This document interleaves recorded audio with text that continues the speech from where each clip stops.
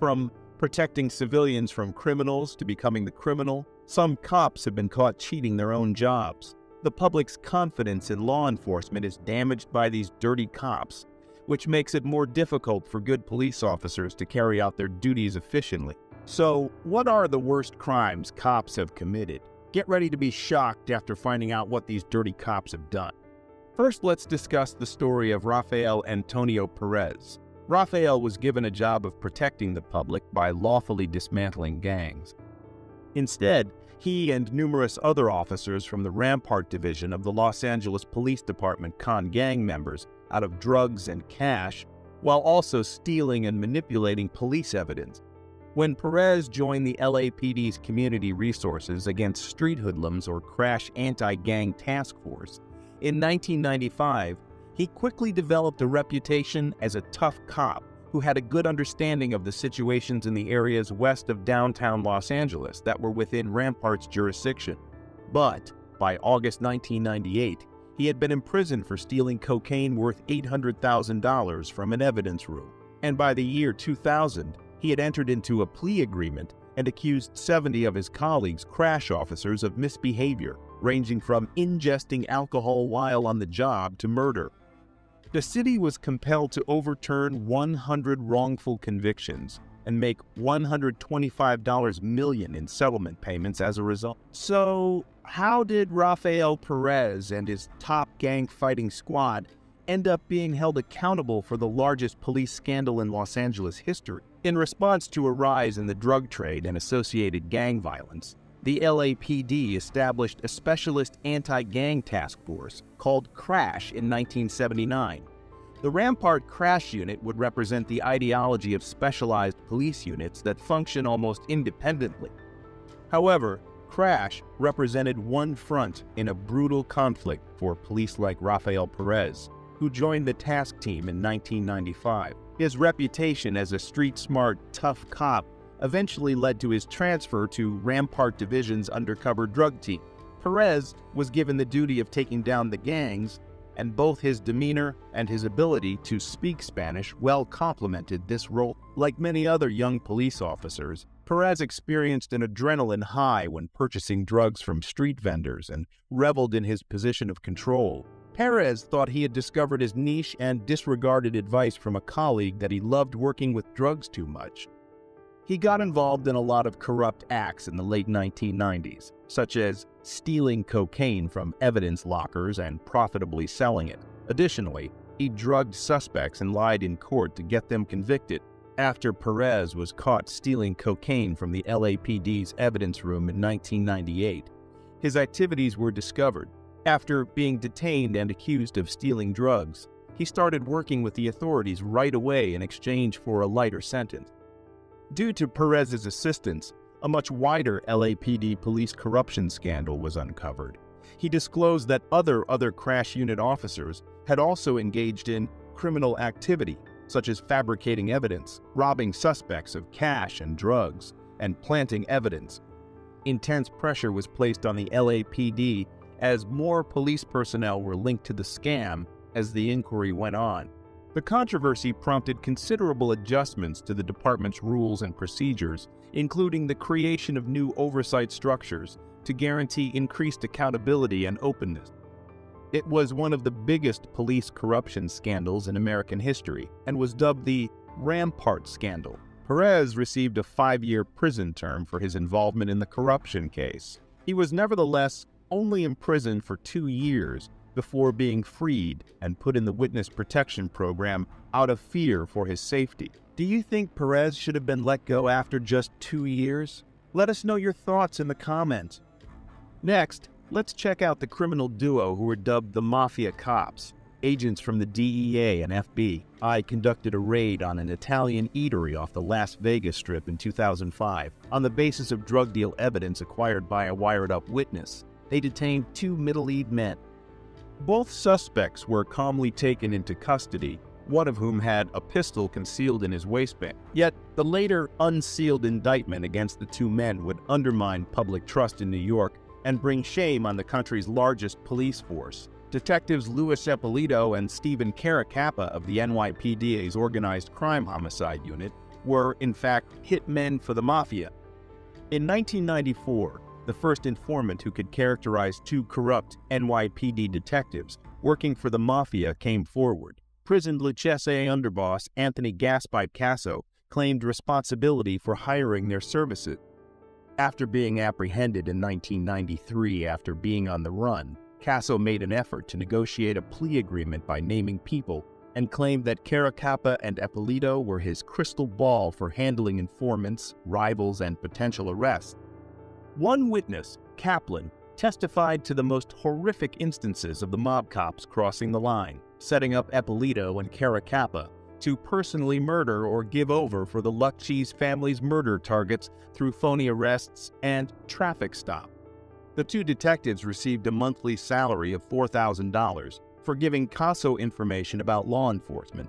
They were paid extra for killing jobs, including $70,000 for a hit on Gambino crime family leader Eddie Lino, who was thought to have been responsible for a botched assassination attempt on Casso. In April 2006, a Brooklyn federal court jury determined that the duo was accountable for 8 homicides, kidnappings, and other crimes. Eppolito was found guilty on 1 count of ERIC, conspiracy money laundering, drug distribution, and drug conspiracy. Caracappa was found guilty on 1 count of RICO conspiracy. Caracappa, along with Luis Eppolito, were sentenced to life in prison in 2009 for the 8 executions they committed between 1986 and 1991. Caracappa got an additional 80-year prison sentence and was issued $4.25 million in fine. The next case will shock you more. It's about the most crooked cop in NYPD history. Officer Michael Dowd testified with striking candor before a panel looking into corruption in the New York Police Department in late September 1993. In his testimony to the Mullen Commission, Mr. Dowd described his decade-long transformation from an honorable rookie in the violent 75th Precinct in East New York, Brooklyn, to what one federal agent termed a once-in-a-generation corrupt cop. When crack cocaine first hit the streets in 1982, Michael Dowd joined the New York Police Department. He was in charge of East New York's 75th Precinct, which had the second highest murder rate in the city, with more than 100 homicides annually. But Mike Dowd soon realized how lucrative the drug trade was in comparison to his $600 weekly paycheck. He first only took money from crime scenes. Yet, when his behavior was left unchecked, he started robbing drug dealers and doing his own drug peddling. By 1986, he had begun working for cocaine trafficker Adam Diaz, who earned $1 million weekly. Dowd was paid generously by Diaz to inform him of impending raids and transport his drugs throughout the city. Diaz wanted an insider to alert him to potential threats since he used East New York supermarkets as fronts for his profitable cocaine activities. He paid Dowd $24,000 and $8,000 weekly pay to buy him out. So, whose story do you think was the most notorious? Let us know in the comments and don't forget to like and subscribe. In April 2023, Officer Scott Harrell, a 4-year veteran of the Texas City Police Department, allegedly initiated a traffic stop after observing a vehicle speeding and cutting through parking spaces at a gas station. Officer Harrell approached Christopher Scholl, the driver, and informed him about the alleged violations. Scholl denied any wrongdoing, stating that he was not speeding, that he regularly took the direct path through the parking lot to the gas pumps. Despite Scholl's compliance and explanation, Officer Harrell accused him of disregarding traffic control devices and threatened to issue a citation. Before I'm stepping out of traffic, buddy. Don't walk up to my car, please. What? Don't walk up to my car, please. Hey, man, you can't drive through the parking lot like that. You got your driver's license insurance? Any weapons in the car I need to worry about? Oh, man. Ford, did you catch my traffic? Yes, sir. Have you on traffic about? Robert John Lincoln, 4732. Robert John Lincoln, 4722. Traffic 27. Thanks. 1441 6588 1441 6588. Is there any particular reason why you felt you needed to come through the parking lot like that? I didn't think I did anything wrong. I just came over to get gas. You were speeding and you cut through parking spaces. You know you can't do that. It's just going to be confirmed on Robert. I didn't think I was doing anything, man. I'm just. I mean, you all whooped I'm doing around. is coming to get gas. Yeah. Oh, are we gonna go back and forth, or are you just gonna? You asked me a question. You want me to answer it or not? I'm not. Okay.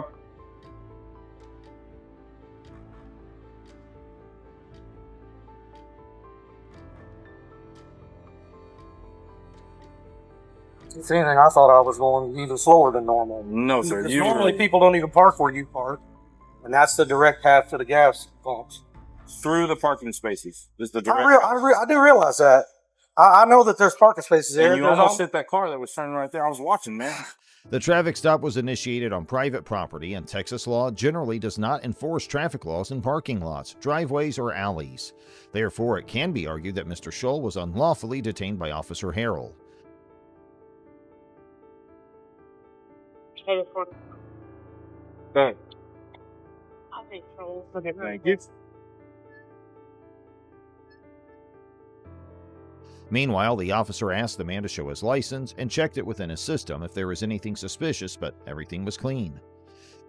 So, I'm not kidding you either, man. I come here every day, dude. look, I'm not. I send pictures of my wife the price of the gas here every day when I come through. Okay, look. So anyway, Here's the deal, man. Okay, I'm not gonna go back and forth and all that. I'm not gonna write you tickets, but the only reason I'm not writing you tickets is because I'm out of tickets right now. Okay, otherwise you would be receiving a citation. for what? What would be the citation? I'm just curious. Disregarding traffic control device. On private property? Yes. Okay. You still can't do that. It's still illegal. Okay. During the interaction, Officer Harrell demonstrated a power trip, unlawfully detaining Mr. Scholl and making false accusations against him. Despite Mr. Scholl's attempts to de-escalate the situation, Officer Harrell persisted in his aggressive behavior. Nevertheless, Officer Harrell continued to escalate the situation by accusing Scholl of reckless driving and threatening to arrest him. Eventually, Officer Harrell arrested Mr. Scholl, claiming he believed Scholl would continue to engage in unsafe behavior in the future. I was sitting right there, and he came through the parking lot and cut through all the spaces. He came through so fast and whooped into here, and there was a white truck. The white truck had to slam on its brakes. So I come over here. I was just going to be like, hey, man, chill out. Like, chill out. Don't be like that. But he wanted to go back and forth and argue with me and give me all kinds of stuff. And, like, I didn't have any tickets, and I didn't grab a rider this morning. So I was like, man, look, it doesn't have to go this way. He kept going back and forth, so I was like, all right, let's go. Another officer arrived at the scene, and Officer Harrell recounted the situation, portraying himself as the victim and Mr. Scholl as the aggressor. However, Officer Harrell realized his misconduct and decided to handle the situation differently.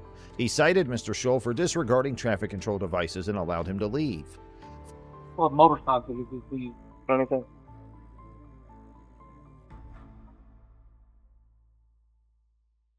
Boy, Scholl's no longer in custody.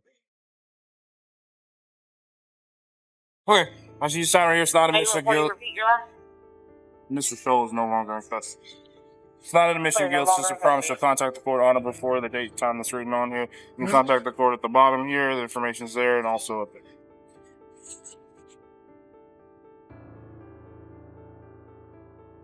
Free to go, sir.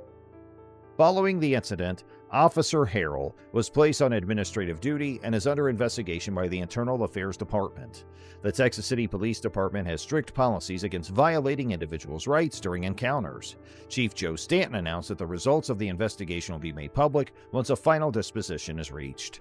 Mr. Scholl, who considers himself pro-police, viewed the traffic stop as unjustified and a violation of his rights. He plans to take the case to trial and is considering civil action against the department. He has set up a GoFundMe campaign to cover legal fees for the potential lawsuit. And now let's move to another video. In a recent encounter involving the Cleveland Heights Police Department, a female officer was observed recklessly pulling in front of another vehicle while conducting a traffic stop. The driver of the other vehicle, who narrowly avoided an accident, began recording the incident on his mobile phone.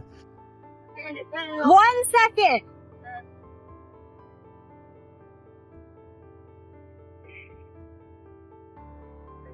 You want to go back? 81 Rio, stand by. It's going to be on Mayfield across from the first access road. Send me another unit because another party does not know how to yield to licensed sirens, and he's sitting here recording me. Stay down, look at him off the road. You okay? Yeah, I'm Okay. I'm Officer Lewis with Cleveland Heights. The reason I'm for the traffic stop is the plates on the vehicle are expired. Yeah, Not even a big deal. Do you know that guy behind me in the Porsche? I was trying to hurry up and move You're good. No, you're good. You did the right thing. I'm put my lights out and sirens. He did not move over. As the officer stepped out of her patrol vehicle, the officer expressed his concern over the near collision. The officer instructed the driver to wait while she proceeded with the traffic stop. However, the driver patiently parked behind the patrol vehicle and continued recording. The officer initially admitted her mistake and apologized to the driver, but during their conversation, she suddenly changed her stance, blaming the driver for her own errors. Apologize. You almost ran me off the road. I initiated my lights and I didn't hear sirens. anything. What, was your music on? Because I had the lights and sirens on, sir. You apologize. I apologize. You're wrong. He stopped I'ma let it abruptly. go. Okay, I'm not wrong. The lights and sirens were activated. You ran me Okay, off the road. I did not almost. do that, sir. The lights and sirens So on what my do you apologize marked for? patrol because he stopped abruptly, causing me to stop And I almost abruptly, caused an causing accident. you to stop abruptly. Right. And I apologize for that. However, the lights and sirens were on.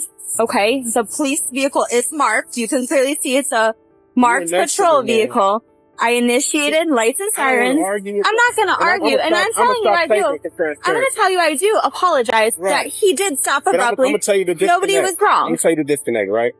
So between the public and you as a public You want me servant, to just that driver check, okay? if it's something wrong and you actually Yeah. did it, all you say, my bad, I'm And sorry, I did. I just and said, keep going. I said my bad. I said, I initiated a traffic stop in a marked vehicle with lights and sirens. Right. If you didn't hear the sirens or see the lights, I mean, you called back up to your thing, but well, I called back up because somebody is getting out of a cop car. The situation escalated when the officer called for backup and her supervisor, a sergeant, arrived at the scene. The sergeant immediately confronted the driver, accusing him of obstructing and interfering with the traffic stop despite not being present during the initial interaction. The sergeant failed to articulate if the driver was being detained or not, but he continued to escalate the situation. you called back up for your safety, but Well, you don't pull up behind an officer on a traffic stop. you don't even know what's going on. You're right, I don't. So why are you saying that? Because I'm here and what you're doing right now is against the law. Ran me off the road. Okay, well then you should have pulled over for lights and sirens. She said it on the radio that you didn't yield. And it's on dash cam, I'm assuming. Just a disconnect, man. Sir, I'll tell you what, let her finish her business and then we can sit down and talk like we're adults. good. I'm going to let him go. We're good. I'm going to let him go. Yeah. I'm sorry. What was your last name? My last name? Yeah. Why you need my last name? Because I'm asking who I'm talking to. You asked me who you were talking to. Well, now you're going to be under arrest because what you're doing is illegal. Listen. What you're doing is illegal. I can charge you for interfering with the Just give me your last name. Why? Because I'm conducting business with you right I'm now. not being detained. Or am I free If to you go? want to be. 10-4. That's No, not that's going not to how be it the works. What's your driver. RS? Stand by. What's your reasonable articulable Okay. suspicion of my crime? I'm going to get rid of him. Hold on, I'll explain to you, okay? Am I being detained? Right now. Am I being detained? If you want to be. 10-4. That's No, not that's going not how to it be the works. driver. What's your RS? Stand by. My RS? Reasonable articulable Okay. suspicion of my Okay, crime. here, gonna get first, rid of okay, hold on. I'll explain it to you, okay? Doing what you're doing right now. No, sir, she almost ran me off the road. Okay, again, you didn't yield to lights and siren. You came out. She was next to me and stopped and almost ran me off the road. Okay, What are you talking okay, about? listen to me. You asked my reasonable articulable suspicion. It's not a I'm not probable under cause. arrest. If you arrest me, you violate my right. I don't want to arrest you. We have to You're ID going to you. violate my rights. That's what you're going to Okay, do? we have to ID you. You understand that? Yes, we do. All right, I'm a videotape. Okay, we got you on camera I'm too. a call. They can come get the car. You're violating my rights. Who's getting what car? They can come. You're going to arrest Radio, me, another right? car here. I got a mail obstruct thing. No, I'm not. And, he's She refusing to almost identify ran me off himself. the road. So I'll take a report on it, but I need your No. ID. Yeah. I'm dealing with her. The driver explained what had transpired to the sergeant, but both officers insisted on obtaining his identification, even though no crime had been committed. The sergeant eventually handcuffed the driver, alleging obstruction and interference. Listen, Right. I'm asking you to identify yourself so I can let my dispatcher know who I'm out with. If you don't identify yourself, that is obstruction. You are the one that came Obstruction out. is a secondary crime. It's What crime did I commit? There's no crime, but I'm So there's no crime, I don't I'm need to identifying you. Okay. I need your driver license. Look, ma'am, I'm sorry. I'm going to have to arrest you if you don't identify yourself. She just said it was no crime. It is Listen. a crime. Obstructing is a What crime. crime? Obstructing You have is to a legally crime. Identify yourself, Tosh. She almost ran me off the road. And then I still have to identify. No, you don't. Yes, I do. Okay. Well, I'm gonna call. They come with the car. You can arrest me. Okay, turn around. Turn around. Because I didn't do anything. Okay, turn around. Turn around. I didn't do anything. Listen, just all I you didn't have to do do it. I don't is have my ID with me. Okay, what's your Your social? date of birth. That's not what we asked for. For what? Because I need to let my dispatcher know It's not a big deal. Last name, sir. Kern, man. Kern? You know what happened. Why are you letting him do this? He's a sergeant. He's violating my rights. He is not. He Come here, have a didn't seat. We're gonna give you a identify ticket when we yourself. send you on your way. You have valid driver's license? Yeah, I do. You violate my rights, man. Yeah, well, you're getting a ticket for interfering with the fast. How did I interfere? She almost ran me off the road. And you could have pulled off and waited and called. I did wait when she said wait. You were out here talking to her. Have a seat. Mr. Kern, just Don't push me, man. Have a seat. Why are you so full of machismo, man? Dude, have a seat. I'm not putting up in your okay? Have a seat. What's wrong with you, man? Have a I'm seat. sitting down. All the way in. if he He's going checks, for obstructing. Or he's getting a you're ticket gonna. for I obstructing. don't. Is he valid? I don't know. I'm waiting for the radio to say what. So this is what happened. Uh-huh. That vehicle matched the description of the vehicle from Weird yesterday. Okay. I saw it. I initiated a traffic stop. Okay. That person, instead of like pulling over, he stopped abruptly. Okay. And I'm getting behind him, but he stopped abruptly. Okay. This guy was very close to him. Okay. And we almost did get into an accident. Okay. Because that driver stopped You do so have your license abruptly. siren on. I did. Yeah. Gets a ticket for He, we call it censored part about this. okay. He's getting a ticket for Radio, you want to continue? failing to yield to an emergency vehicle? Yes, radio, I do. That's why I provided it. It was to a Demetrius Raphael Kern. It's a 37-year-old male. He's valid. That's one. So he gets a ticket and then he can come to court. Listen, I don't feel like I need to give him a ticket for that. Yeah. I'm Well, then cool he with gets just, for obstructing. okay. I mean, I'm cool with letting him go. He just didn't understand. He's in handcuffs. And he's being a jerk. He obstructed. He refused. This was a baseless assumption, as the driver had simply waited on the side of the road until the officer finished her traffic stop.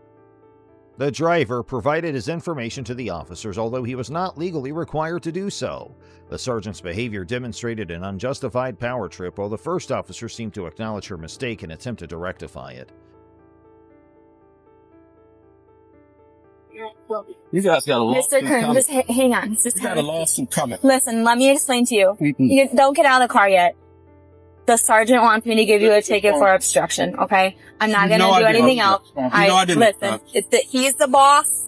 He is the boss. I don't have to refuse if I didn't commit a crime. This isn't a stop and ID state. At this point, it is a traffic stop because you're out on a almost ran me traffic off stop. the road. Mr. Kern, we just had that conversation. I did not almost run you off the road. That Tesla has cameras in it. So Okay. you guys are going to pay for this. Okay, That's fine. court.